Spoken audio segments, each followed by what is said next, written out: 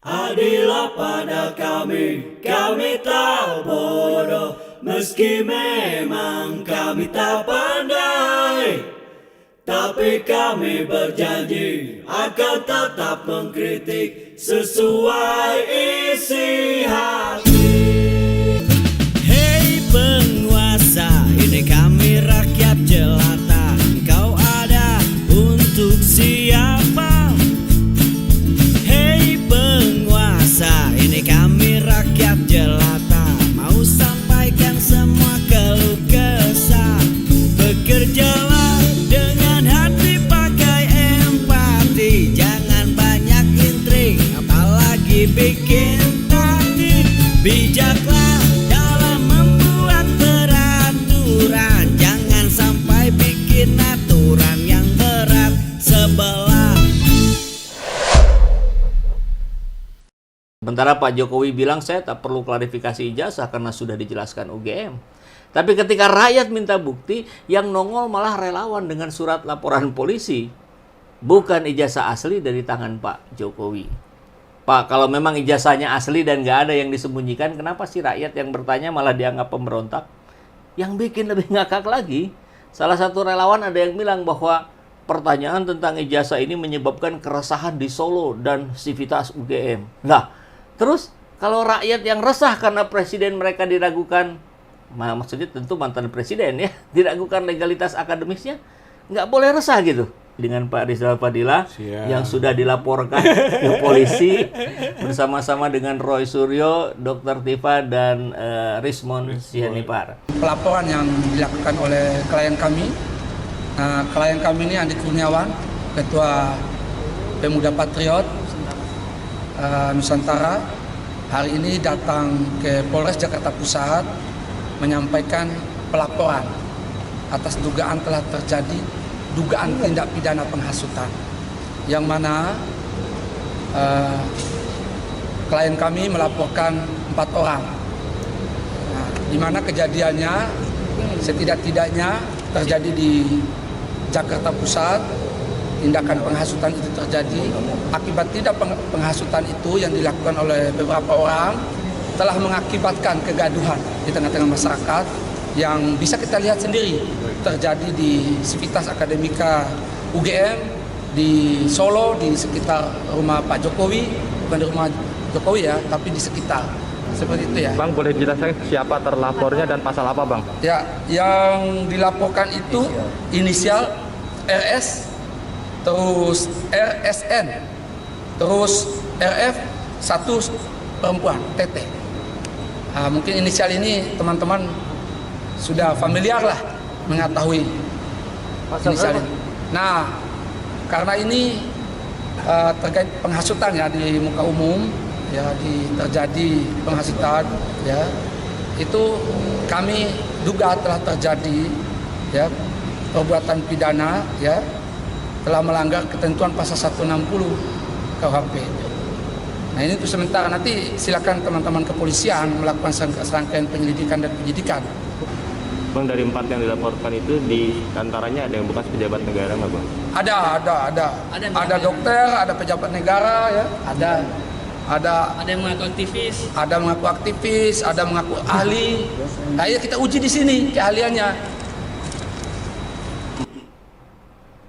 Ya, cukup baik Pak Rizal. Jadi langsung saja nih pertanyaan pertamanya. Bagaimana perasaan Pak Rizal ketika melihat tayangan barusan, Mbak? Ya, kalau soal langkah hukum itu tidak terlalu bermasalah ya sebetulnya, karena saya juga sudah biasa lah berada di lapangan hukum kan gitu. Di ruang-ruang seperti itu gitu ya. Cuman yang jadi masalah itu yang tadinya kita tunggu adalah rangkaian dari Pak Jokowi, ya kan, mulai kuasa hukumnya, kuasa hukum pertama lawyer di Solo yang sudah menyebut gitu kan akan mengambil langkah hukum. Kemudian juga berikutnya Pak Jokowi sendiri datang menemui lawyer di rumah makan apa itu 1000 Rasa di Menteng gitu kan. Nah, kemudian di situ juga dikemukakan konferensi pers kan, akan mengadukan 4 nama, betul. gitu ya. Jadi sehingga kita menduga ya Pak Jokowi nih yang akan melakukan pelaporan. Ya kita senang-senang saja kan, gitu. Hayulah kita adu bukti, gitu kan, adu argumen hukum dan sebagainya ya. Tapi Pak Jokowi berani dan fair kan, gitu, untuk melaporkan. Tadinya tiba-tiba kan muncul dari ormas nih, relawan gitu kan, pemuda patriot Nusantara gitu kan, melaporkan. Ya kita lihat kok Pak Jokowi pakai tangan lagi gitu ya, sehingga sikap gentle-nya itu ya merosot lagi gitu. Karena kan mungkin lagi ke Vatikan, Pak. Kan belum berangkat sebenarnya, gitu ya kan belum berangkat kalau saya lihat mah, karena Vatikan itu hari Sabtu pemakamannya gitu ya, atau kalau berangkat dipercepat dalam rangka kan menghindari. Tapi apapun namanya, ini sesuatu yang mendadak lah kita lihat gitu ya. Tapi apapun itu toh sudah sesuai dengan awalan sinyal 4 akan dilaporkan kan gitu ya. Kita tentu saja siap-siap gitu ya, dan dengerin gitu apa sih gitu kan. Ternyata kok penghasutan gitu kan, pasal 160 ya, kita juga paham gitu ya tentang rumusan deliknya gitu, dan unsur-unsur apa saja yang dipenuhi gitu ya. Tinggal nanti kita adu saja gitu ya. Itu dari sisi itu gitu ya. Tapi jangan lupa bahwa TPUA juga sedang mengadukan juga kan ke Bareskrim. Itu malah jauh-jauh hari. Malah itu lebih awal gitu kan, 9 Desember 2024 gitu. Kalau misalnya ini jalan sementara yang kita tidak jalan, itu dipertanyakan asas keadilan hukum gitu, penegakan hukum yang bagaimana gitu kok. Kalau yang satu jalan, yang satu tidak, gitu kan, itu persoalan serius di negeri ini. Sebetulnya yang sedang kita luruskan ini adalah soal asas penegakan hukum yang adil. Itu sebetulnya gitu. Apa Pak Rizal nggak khawatir ini mengulang kejadian Gus Nur dan Bambang Tri yang sedang melaporkan kemudian kena duluan malah? Ya itu serba mungkin lah gitu ya. Makanya ini juga tantangan bagi pemerintahan yang baru. Gitu kan. Itu kan cerita tentang pemerintahan lama. Betul. Gitu kan, gaya politik, pola pengelolaan politik Jokowi gitu. Nah, begitu sampai terjadi kasus Gus Nur dan Bambang Tri. Kalau itu masih diulangi gitu kan, berarti tidak ada perubahan dalam pola penegakan hukum gitu. Tapi kalau misalnya betul gitu kan, konsisten dengan prinsip tadi equality before the law misalnya ya, persamaan orang di depan hukum, tidak ada pejabat-pejabat, mantan pejabat segala macam, tidak ada perbedaan. Saya kira ini kesempatan. Kalau menurut saya mah ini kesempatan. Kalau memang tidak dipenuhi unsur-unsur deliknya, ya harus dikembalikan, ditolak, tidak bisa diteruskan. Satu, gitu kan. Yang kedua, kalau memang ini jalan juga yang lain dong. Gitu, itu sebetulnya begitu. Kan equality before the law. Equality before the law. Lagi pula kan substansinya soal ijazah. Palsu, yang diduga palsu kan itu ijazah.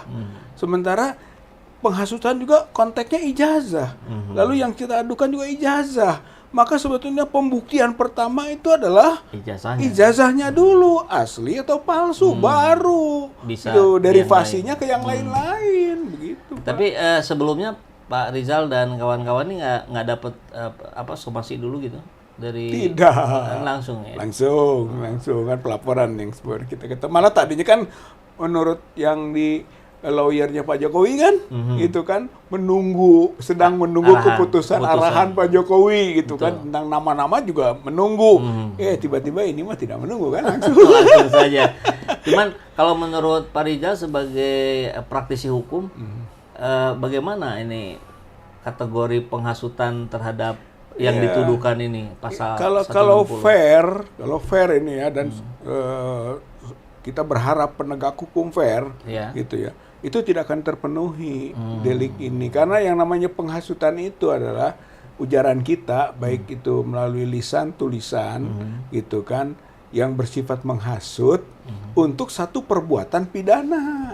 Menghasut untuk perbuatan pidana. Maksudnya misalnya, hey bakar yuk, gitu kan, hey rusak yuk, gitu kan, perusakan, pembakaran, hey curi itu pidana, itu baru menghasut, gitu. Jadi yang disebut menghasut itu kalau sesuatu yang diarahkannya, yang digerakkannya perbuatan pidana. Sementara kita ini nggak ada. Baik, saya kira keempat kita tidak ada satupun yang menggerakkan supaya melakukan perbuatan pidana, nggak ada. Bahkan hanya atau klarifikasi. mungkin yang dituduhkannya fitnah. Tapi yang kan fitnah ini ijazah yang penghasutan. belum. Kalau beda lagi. fitnah, ya tadi itu uji dulu. Kalau misalnya ini asli, kita sebut palsu, fitnah atau bohong. Tapi sudah terbukti aslinya. Ya, ya. Itulah sebenarnya kita mengawali dengan pengaduan masyarakat ke Bareskrim. Oke. Itu maksudnya, Kang Epul. Jadi cenderung dipaksakan lah mungkin. Saya kira ini dipaksakan gitu ya. Kalau fair juga nanti kita siap untuk adu argumen mengenai aspek hukum tadi. Apalagi satu poin nih penting nih, temuan terakhir, yaitu dari putusan MK. Putusan MK nomor 7 PUU 7/2009. Isinya bahwa penghasutan itu asalnya delik formil. Ini dalam konteks hukum gitu Kang Epul ya. Sekarang jadi delik material. Bedanya apa? Bedanya, kalau formil kita menghasut, hey maling yuk, gitu kan, itu cukup sudah dengan mengatakan begitu saja sudah menghasut. Kalau material, hey maling yuk, belum maling, nggak bisa. Jadi harus maling dulu, gitu. Hey rusak yuk, belum kena, belum disebut penghasutan. Baru penghasutan kalau sudah dia juga itu kan merusak, gitu. Itu namanya delik material. Nah sekarang ini gitu kan penghasutan itu delik material, gitu. Nah sementara kita lihat semua ini nggak ada, termasuk yang di Jogja maupun di yang Solo tidak ada itu, gitu kan, perbuatan pidana yang dikerjakan, apalagi disebabkan oleh ujaran, gitu.